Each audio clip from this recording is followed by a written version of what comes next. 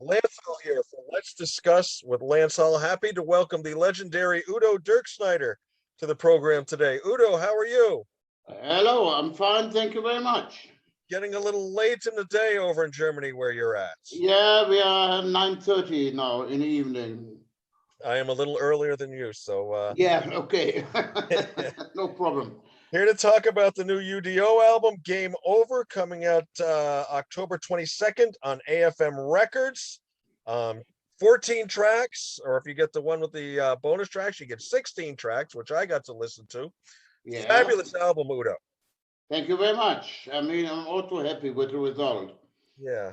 Let's talk about the cover art. That was the first thing that grabbed me. I hope I'm pronouncing his name right. Is it Bernd Mueller? Yeah, I think. I mean, I don't have the name at the moment in my head. Did you collaborate with him at all on the cover art, or is this Yeah, I mean, that was a good friend, or is a good friend of our producer, and the guy came up and said, "Hey, I have a good idea for the cover," and he came up with this idea, and I like the idea. It looks metal. Let's say it this way. Yeah. Fascinated behind the concept of this album for a man who has toured the world as much as you have. You're not really happy with the way things are looking right now, and you wanted to write about it.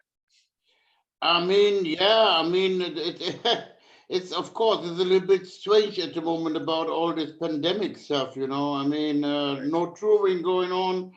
Thank God we were busy in the studio, and we did also in August 2 festivals, and yeah, but I mean everything is in a way okay. But the main thing we are missing is touring. Of course. Yeah. But you had some things to say about the climate change and the state of people and kids and guns. I want to get into that song a little bit. Yeah, kids You and know, guns. yeah, Yeah, for a man who has toured, you have seen a lot of the good and a lot of the bad, I take it. yeah. I mean, it's like the main meaning is it's better to talk than kill each other. And Yeah. it's in a way we are totally against weapons. And I mean, there are a lot of things happen in the world. In America, there's a big lobby for guns, so for weapons. Let's say in Africa, they kidnapping young boys, and make them young soldiers and killing people, and they are just 14, 15 years old. Something happened also here in Germany on schools and on the street, and also that this happened in Norway when this guy was killing, I don't know, over 70 people on this small island in Norway. Yeah. It's like weapons. I don't know. This is like, yeah, we are all against weapons, So Yeah. this, what the people around me, maybe some people like it. I don't know. It looks like, and yeah, that's the main meaning of got kids and guns. Yeah, and that's sobering because where I am over here in America, you don't always realize that kind of stuff is going on. Unless you're watching the news or something like that, it sort of flies underneath your radar over here. Um, Yeah. Yeah, but I mean, I saw many things from America, when something has happened on a school, when yeah, a young guy is shooting people, I mean, that's it's also one reason. There's a lot of reasons. It's not only America, but mhm, it's all over the world. And yeah, that's yeah, what I said. This song is definitely against weapons. yeah.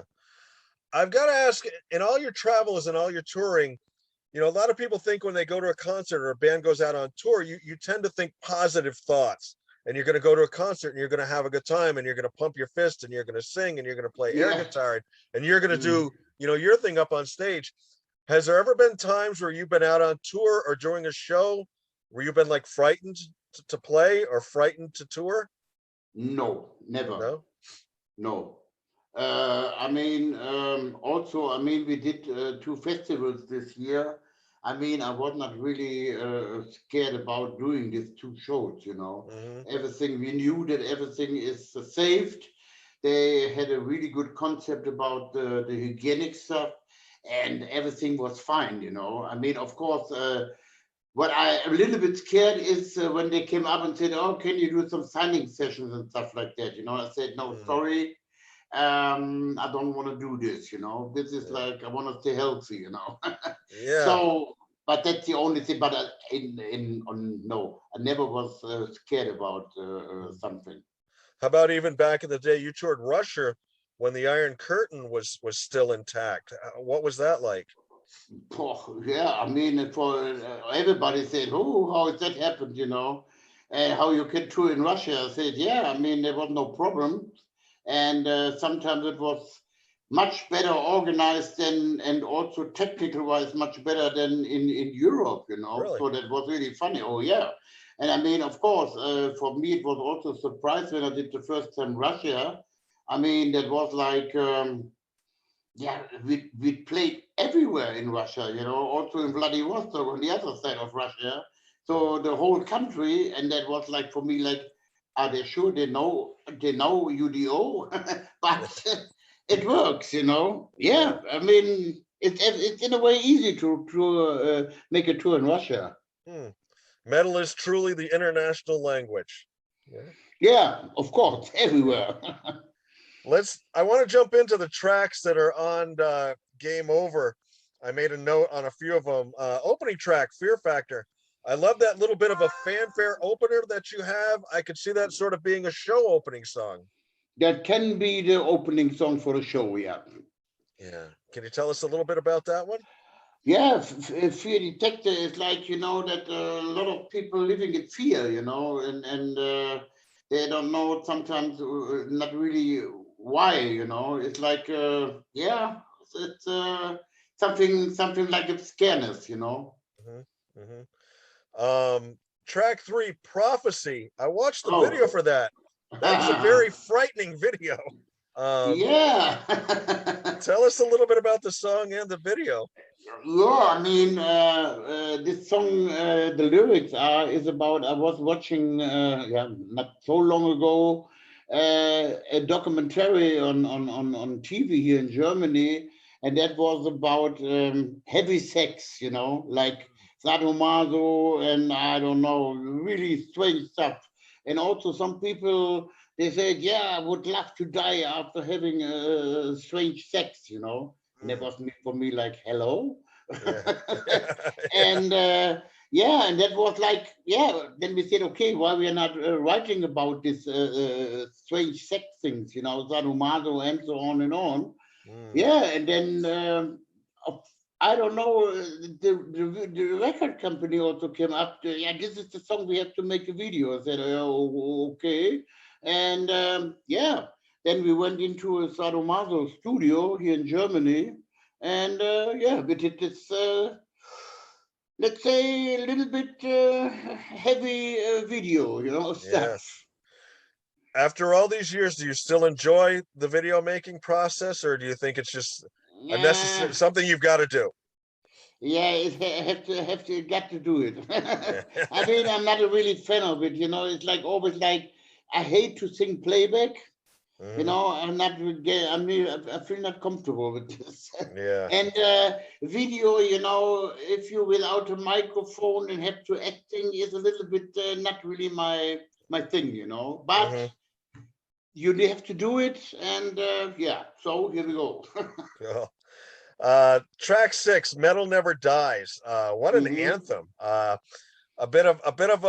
autobiography story there, a little bit of your life story in the lyrics that I detect. Yeah. It is. I mean, you know, when I started making music, I didn't have that much to say, but then when I really into that, I have a lot of things to say. You know, it's in a way a little biography in this song.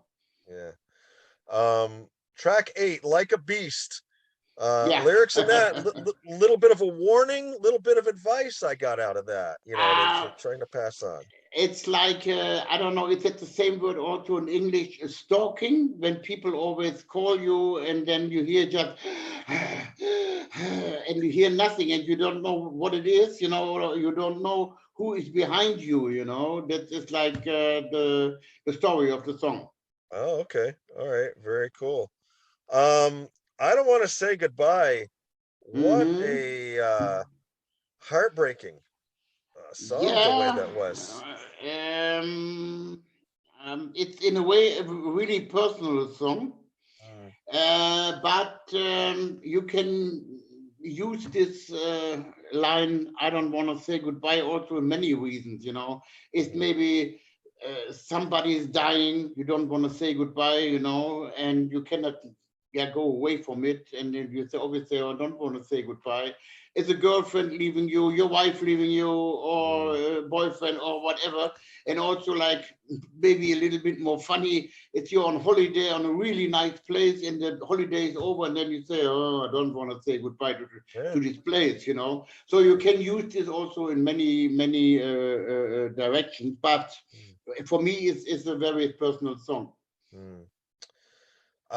Marching Tank. There's another song where I could hear some of your life experiences coming through. Hmm. Yeah. This is like, on this album I wrote all the lyrics together with my son. Mm, And then for this song, he came up with this idea. He said, "Yeah, come on. They call you everywhere the German tank. yes. I said, "Yeah, okay, I know." And he said, "Yeah, let's do it like the marching tank. You are the marching tank. You never stop. You always go forward. And that's Mm, the story in a way. Also, yeah, a story of myself." very cool. Track 13, Midnight Stranger was my favorite track on the album. And it was hard to pick just one, but that was my favorite track. I really, really liked that one. How did that one come Uh about? huh. Oh, yeah, this is the Midnight Stranger, it has a little bit to do with pandemic, and there's a guy, he doesn't know and feel not comfortable. He always feel like a stranger, Hmm. it's like, in the way you can use it also for the pandemic stuff. You cannot go anywhere, you feel really stranger, you be alone, and with too much people and all that stuff. But he doesn't know who is really, it feels like a real stranger in this world. And that's why in the you hear that the Superman, and all that stuff. He doesn't really know who he is. It's a little bit also ironic in there. Very cool. Speed Seeker. I have never been to Germany, but if I was going to drive over there on the Autobahn, I would want this song to be my soundtrack. Yeah, it's also speed seeker. It's also like somebody is looking for his to go on speed. Not drugs. We're not talking about drugs. Really Yeah, go fast everywhere. Do everything very fast, and yeah, that's the meaning of the song. very cool. I do have to touch on the two bonus tracks because I got them and I thought they were excellent. Time Control to me, when I read about your right what you were writing out behind the album and everything, I thought this was a great message. It gave the true essence of what you were looking for. I thought with Time Control. Yeah, time control is like that. We have to control a lot of things. Also, the time is running out, in a lot of Hmm. things, like climate wise, I mean, if we don't do anything against this, then we're running out of a lot of things, Yeah. So that's in a way that, yeah, it's a little bit like what's happened in the world. Mm. And then the final track, if you get the bonus ones, track 16, Metal Damnation. I would have expected nothing less for the last track of a UDO album. This is just a straight up in your face, pump your fists. Let's have, Yeah, it's let's, like there are a lot of also hook lines from different bands, Shout at the Devil and Let the Hammer Fall and all yeah, that stuff. It's a metal song, yeah, definitely a metal song. You mentioned, writing with your son Sven, who is a drummer. As a dad who now works with his son, we're a lot different jobs than being in music, but there's an immense feeling of pride I get, for having my son sort of follow me into the job that I am sort of doing. That's got to be incredible for you to have, be able to turn around on stage, see your son playing drums, collaborate with him, write songs. Talk a little bit about that specialness with that. Yeah, I mean, this is not a typical father-son thing, It's more like a friendship, and yeah, we are working very well together. Let's say, really, I'm really proud of him. What he did now in this 6 years, who is Mm, now a member of the band, and yeah, he's becoming more and more also into composing and getting more and more into that. He Mm, can sing very well. I mean, he's doing a lot of choir stuff in his at studio, and yeah, and also now for the first time wrote all the lyrics together with him. He was involved in melodies, singing wise. Yeah, it's in a way, yeah. I'm the only thing I can say. I'm really proud of him. What he's doing. And yeah, it's a nice friendship, I would say. it's so awesome. I think when you think back to, when, you say like you brought your son from home from the hospital when he was born, and I brought my son home. I never dreamed, one day you want the best for them and you hope they will grow up and be outstanding men. But then to have this opportunity, Yeah, so many years down the road is just amazing. yeah. I also was never thinking about that he become a drummer in the UDO. And I worked with him together as a musician. But things that happened. Yeah, yeah. It's an awesome thing. Um, want to take you back in time a little bit. I read a couple of things about your early days. As a child, you wanted to be a cook, like a chef. Yeah, I want to be a cook on a ship. Yeah, that Mm, was also. I always loved to travel. right. That's why that was my wish to do this. But it became different. Did you ever get a chance to pursue it at all, or how No, do you like to cook now, or? yeah. I mean, I cook myself at home. And but I'm not really into cooking. So it was a dream when I was young, and then everything became a little bit different. I heard that was when you discovered the Beatles. Yeah, then I'm getting more and more into music, and I mean, so then in the meanwhile, my parents they had their own factory, they're making tools, so Okay. I start working there, and then yeah, I did music for as a hobby, together I start making music together with Michael Wagner in the first place, and yeah, and then like a hobby, then like a school band, and so on and on, the typical normal thing. Yeah. And yeah, and the wish of my father was like that I take over the company, but I said no. I want to be a musician, and but but also I would say without him he was not really happy about that. I don't want to take over the company, but in the end, he was helping me a lot. He gave me enough time to do the music thing. Mm, And yeah, so that. Thank you very much. excellent. One of your first bands, I believe, do I have it right, was called Band X?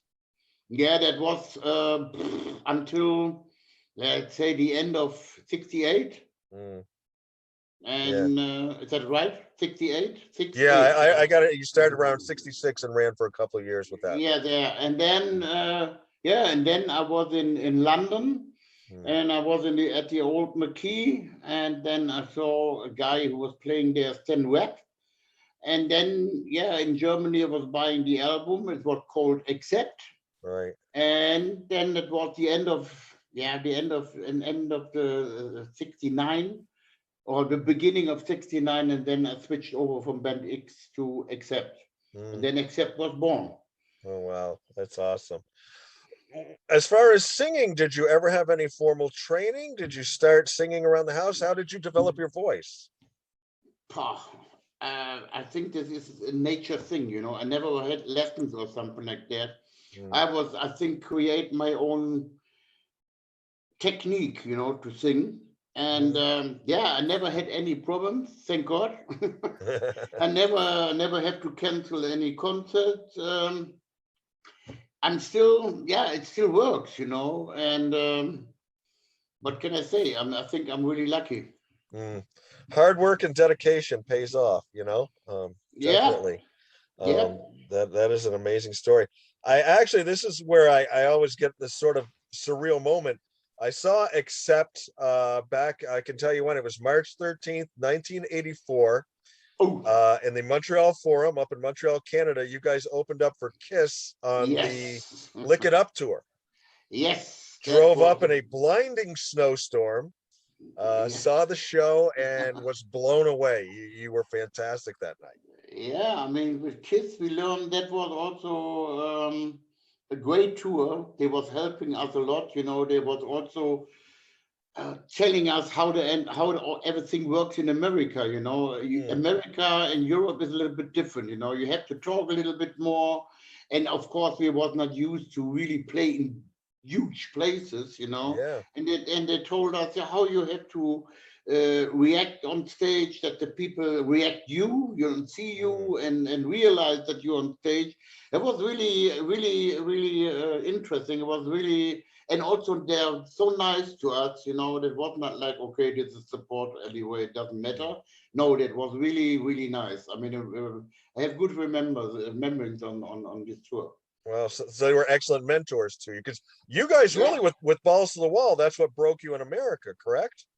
Yeah, that was also something. I mean, when Ball to the Wall came out, and then in America, and that was overnight 120 radio stations. I was like, what?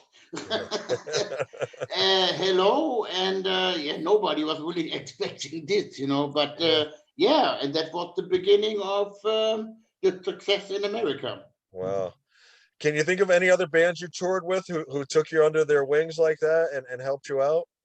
Oh, yeah, definitely. I would say Ozzy Osbourne was very nice to us when we did Mm, the tour with the Motley Crue. Of course, mm, let's say good friend with Mick Mars, mm, way back in the end of the 70s. He was not in Motley Crue at this mm, time. And yeah, I mean, who else? Iron Maiden. mm. Uh, yeah, uh, that was maybe the biggest one. So, Yeah, and then we, of course, we played with so many bands like Red, and I don't know, yeah, it's just so many. And yeah, I mean, it was also helping. Helping was definitely also Ozzy Osbourne. He was excellent. also really nice, and everything was perfect for us. Yeah. So going forward now with UDO, you've got the album coming out on the 22nd Yes. on AFM Records, Game Over. We want to talk about that. And touring now, I see your Russian dates got postponed. Um, Yeah. how are things looking? It's so crazy nowadays. We thought things were going to open up and be kind of gone away, and it Yeah, depends it's on like, where you are. yeah, I mean, it's like, it was just for 10 days before the tour starts in Russia, they said it's not possible. Mm, And so then now they do it now we have to do it in February next year. And yeah, and also now it's at the moment we are not really sure if we can do our first half of the European tour. That mm, normally planned from the middle of November until the end of December. I mean, I have also the feeling that we have to move this also to 2020, 22. yeah, And yeah, that's the thing. You don't know really what's going on. It's like it yeah, can one day it can be changed. You never know. But I think at the moment here in Europe, I know a lot of countries is getting more and more normal. hmm And yeah, hopefully that everything works next year. So I know for America, today I got the schedule for next year. They planned America for September okay. next year. I've got to ask. I usually ask vocalists like you this. Sven can play his drums and keep his chops up. A guitarist can practice and keep their licks up. How do you keep your voice up? With such hit and miss touring and playing. Is it something you can just Yeah, naturally do, or do you practice yeah. still, or sing everything, No, or? I no, I never practice. I mean, also I never warm up before I go on stage. Wow. Also in the studio, at the studio, I never warm up. Just do it. Mm, And yeah, I mean, I don't know. I mean, I think I'm really, really lucky with my voice. yeah. I mean, and what I said, I never have to cancel a concert, something like that. Of course, sometimes on tour you have a cold, Sure. And then the voice is a little bit like like this, Right. but it works. Always I have always plan B. Mm. If something happened like this, then you change a little bit the melodies and stuff Sure. like that. But nobody really realized that. Mm. And yeah, but yeah, what can I say? The Yeah. only thing I can say, I'm really lucky with that. Excellent. Udo, I like to end with just some silly questions. I'm hoping these are questions maybe you've never even been asked before. Does that sound good? Yeah, go on. All right. Favorite toy growing up as a child? Toy. That was my. I don't know. This is really hard to explain. In Germany, where I was growing up, there's a Schwebebahn. It's very famous thing in Wuppertal. I Okay. had a toy like this. Okay. If you could speak any language instantly, what would you pick? Oh, for me, definitely Russian. Russian? Russian, Okay. yeah. Let's see. Do you usually travel heavy or light? You take a lot of Mm, suitcases and stuff with you, or you just with a travel no, bag and off you go? more lighter. More More lighter. lighter. What's one essential item that you throw in your travel bag other than the obvious, mics, cable, stuff like that? Something that somebody might not think that you have to throw in your travel bag when you go out on the road. For the travel with, that is definitely, of course, nowadays my laptop. Okay. Um, what is a day, if you're going to take a day off from music, what is a day off from music like for you? For me, it's like relaxing, definitely relaxing. Okay. Given your choice of household duties, would you rather do dishes or the laundry? Dishes. Okay. I love to ask guys who live in Germany this question. Fastest speed you've ever been in a car? Fastest speed I ever in a car. I think it was when I had a car that was really fast. I was 240 Wow. kilometers. Yeah, we call it kilometers. I don't know how much it Yeah, is in miles. it's That's fast. really fast. That's really fast. Yeah. It's fast. Last music other than your own that you listen to? This is it's I put the radio on. We have rock stations here in Germany, Mhm. two really good ones, and that's what I'm doing when I'm home. I put the radio on with these rock stations, and yeah, listen to all kind of music. That's not only metal; it's also hard rock music, Mhm. and that's what I listen to at home. What's a genre of music that you enjoy that's not in the metal rock realm that people might be surprised at? This is like how you call it in English. I mean, I was living for a long, long time on Ibiza on the island. It's called chill out music. Okay, yeah. Yeah, I think I know what you mean. Yeah. Yeah. Okay. Last one. This is the one we have the most fun with. If they were to make a biopic of your life, what actor would you have play you in the movie? And it's your movie, your life. You can pick anybody. Like me as an actor. Yeah. What actor would you have portray you if they were to make a biography type documentary of your life? Oh, this is hard to say. I mean, but me myself to be who can do this? There's a German actor. It's called. The name is Stöndorfer or something like that. Okay. He can maybe do this. All right. Udo, was there anything that we didn't talk about? Any questions I didn't ask you that you would have liked to have talked about before we finish up? No, what I can say, I'm really happy with the new album. I hope the people like the new album, and I'm really looking forward to come back on tour in the US. Excellent. It is a fantastic album. Once again, it's called Game Over, coming out on AFM Records October 22nd, the new UDO album. We've been talking with Udo Dirkschneider here for Let's Discuss with Lance Hall. I wish you good luck and Godspeed Thank out you. there. Safe travels. Stay healthy. Okay, thank you. The same to you. Bye bye. Bye bye. Thank you. Bye Thank bye. you.